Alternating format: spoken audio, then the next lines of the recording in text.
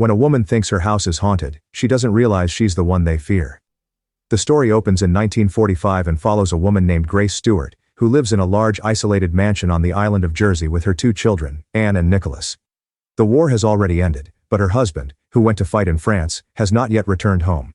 Grace had previously hired servants to help manage the house and care for the children, but 2 weeks earlier, all of them mysteriously left without any notice. One day, 3 individuals, Mrs. Bertha Mills, Mr. Tuttle and a mute girl named Lydia arrive at the house. Grace assumes they are responding to an advertisement she had placed for new servants. Come in. Since she urgently needs help, she welcomes them inside and begins showing them around. As she introduces them to the house, Grace explains the strict rules that must be followed. No door should ever be opened without first closing the previous one, and the curtains must always remain shut. She explains that her children suffer from a rare sensitivity to light, and even the smallest exposure to sunlight could cause severe reactions. Grace also mentions that the house has no electricity, telephone, or radio, as she prefers to maintain silence and order at all times. Although the rules seem unusual, the servants agree to follow them and begin their duties. Mrs. Bertha takes charge of serving breakfast to the children. During the meal, Anne asks her whether she will also leave like the previous servants. Surprised by the question, Mrs. Bertha asks what she means, and Anne calmly explains that the former servants left on the day her mother went mad. Nicholas quickly interrupts her, clearly worried about what she might reveal, suggesting that something serious happened in the past. The tension is interrupted when Grace enters and orders the children to finish their meal quietly. Shortly after, she takes Mrs. Bertha aside and confronts her, having realized that something does not add up. Grace reveals that the advertisement she sent to the newspaper was never published, meaning the 3 could not have come in response to it. Mrs. Bertha apologizes and admits that she, Mr. Tuttle and Lydia had worked in the house years ago. Having grown attached to the place, they decided to return, hoping there might still be work available. When Grace assumed they had come for the job, she chose not to correct her. After considering the situation, Grace decides to let them stay. Strange ideas, do you know what I mean? Before leaving, Grace asks Mrs. Bertha if she has noticed anything unusual in the house, such as whispers, voices, or unexplained sounds. Mrs. Bertha admits that she has, but Grace immediately dismisses the idea, stating that she does not believe in ghosts and warning her not to encourage such thoughts in the children. It becomes clear that Anne and Nicholas have already claimed to have seen and heard things, but Grace refuses to accept it. Later that day, Grace asks Mrs. Bertha about Lydia's condition, but the question is avoided. Not long after, Grace hears Anne crying in another room and rushes to check on her. However, Anne insists that she was not crying and claims that the sound came from a boy named Victor. She explains that he lives in the house and often cries because he does not want to stay, but his father does not allow him to leave. Grace dismisses the story and scolds Anne for lying. That night, as the children prepare to sleep, Nicholas admits he is frightened and does not want to believe in any of it. Anne, however, insists that Victor is real and attempts to prove it by calling out to him, asking him to appear. Stupid brother can see you. Moments later, something unseen seems to respond, and Nicholas panics, screaming for help. Grace rushes into the room, angered by the situation, and punishes Anne for frightening her brother. Despite this, Anne refuses to deny what she claims to have seen. Later, Grace hears footsteps upstairs and goes to investigate. When she questions Anne again, the girl initially denies hearing anything. This time, Grace promises not to punish her and asks for the truth.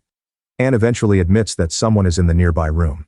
As Grace approaches and opens the door, she witnesses something she cannot explain. An unseen presence moves past her, opening and closing the door on its own as it leaves the room. Terrified by what she has just witnessed, Grace rushes out of the room and questions Anne about the presence. This time, Anne calmly explains that the people in the house are not just one, but a family. According to her, they claim the house belongs to them and that they intend to take it back. The revelation unsettles Grace, and she immediately discusses the situation with Mrs. Bertha. Trying to make sense of everything, Anne later shows her a drawing of the supposed family, Victor, his parents, and an old woman. She mentions that the old woman appears most often. Although Grace had previously dismissed such claims, the growing number of strange incidents began to affect her. Determined to prove that nothing is there, she gathers the servants and orders all the curtains in the house to be opened, allowing light into every corner so that no one could possibly hide. However, despite the effort, they find no one. Instead, Grace comes across a collection of old photographs belonging to the previous owners of the house. As she flips through them, she notices something unsettling. Every person in the photographs appears to be asleep. Confused, she questions Mrs. Bertha, who explains that the people are not asleep but dead. The photographs, she says, are part of an old tradition where families would take pictures of the deceased, believing their souls would live on through the images. Disturbed by this, Grace orders the photographs to be destroyed. Later that evening, she sits with Mrs. Bertha and asks more about the previous owners, who were said to have moved to London. Once again, she brings up Lydia's muteness, but Mrs. Bertha gives a vague answer, claiming the girl simply stopped speaking one day. Grace finds this difficult to believe, suspecting that something more traumatic must have happened. That night, Grace is awakened by the sound of a piano playing somewhere in the house. She follows the sound and once again senses an unseen presence, which leaves her deeply shaken. The next day, she speaks to Mrs. Bertha about the incident, and this time, the old woman does not dismiss her fears. Instead, she suggests that the world of the living and the dead can sometimes overlap, allowing spirits to linger in places they once belonged. This idea terrifies Grace, and she decides that the house must be blessed. She plans to find a priest named Father McGraw, but before leaving, she instructs Mr. Tuttle searches the property for gravestones, recalling that there may be a small cemetery on the grounds where previous owners were buried. After Grace leaves, Mrs. Bertha and Mr. Tuttle exchange a quiet conversation, hinting that they are aware of more than they have revealed. Meanwhile, as Grace moves through the thick mist outside, she becomes disoriented and fails to find the priest. Instead, she encounters her husband, Charles. Surprised and relieved, she brings him back home. Although the children are overjoyed to see their father again, something about him feels distant. He appears weak, withdrawn, and disconnected, spending most of his time lying in bed with little interaction. With his return, Grace briefly reverts to her earlier skepticism, once again denying the existence of anything supernatural, much to Anne's frustration. However, the sense of unease continues to grow. On the day of Anne's communion, Grace leaves her daughter alone for a short moment. When she returns, she is horrified to find Anne sitting on the floor in her dress, but something is terribly wrong. The figure before her is no longer a child, but an old woman wearing Anne's clothes. Panicked, Grace grabs the woman and demands to know where her daughter is.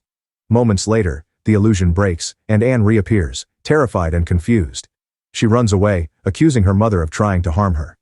The incident leaves Grace shaken, struggling to understand what is real. Later that day, Charles confronts her about something that happened recently, the same event Anne had mentioned earlier, when Grace went mad. Overcome with emotion, she insists that it was not her fault, though she cannot fully explain what happened. Grace struggles to explain herself, insisting she does not know what came over her that day. However, Charles does not seem convinced.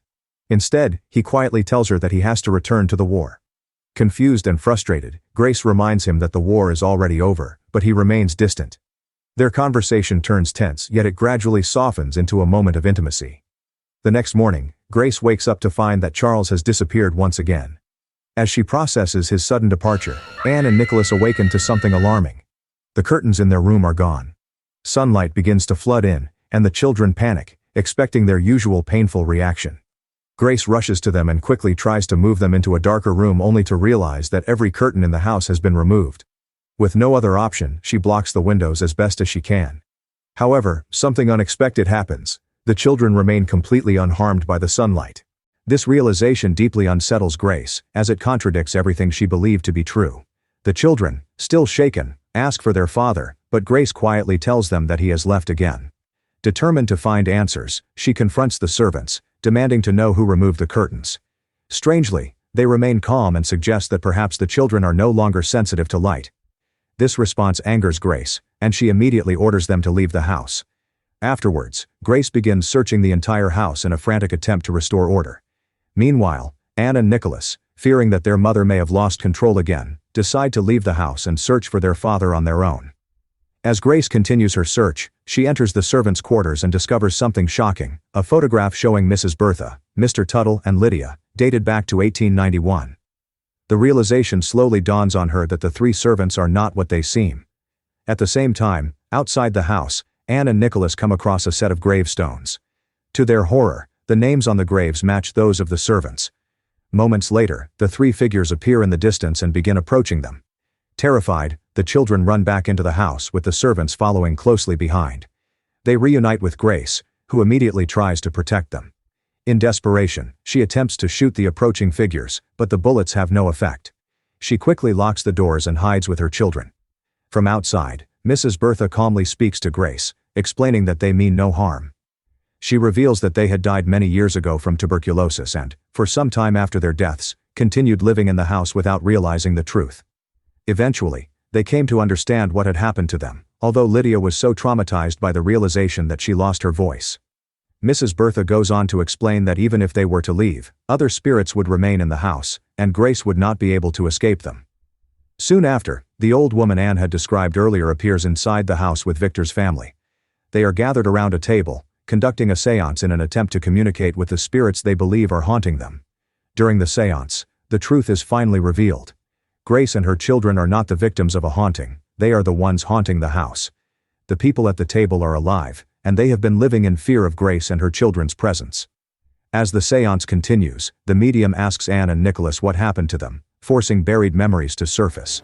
Grace panics and tries to stop the séance, eventually tearing apart the papers and breaking the connection. However, the truth can no longer be ignored. Overcome with emotion, Grace finally remembers what truly happened on the day she went mad. Unable to cope with her husband's absence and consumed by despair, she suffocated her children in a moment of breakdown. Realizing what she had done, she then took her own life. This explains everything: the servant's sudden disappearance, the strange occurrences, and the children's condition. It is also revealed that Charles had died in the war, and his brief return was nothing more than the presence of another lost spirit. In the end, Victor and his family, unable to endure the haunting any longer, leave the house. As they depart, Grace watches from inside, now fully aware of the truth. The house is eventually put up for sale again, but Grace and her children will not leave. Because this is their home, and they intend to stay there forever. Subscribe for more videos like this.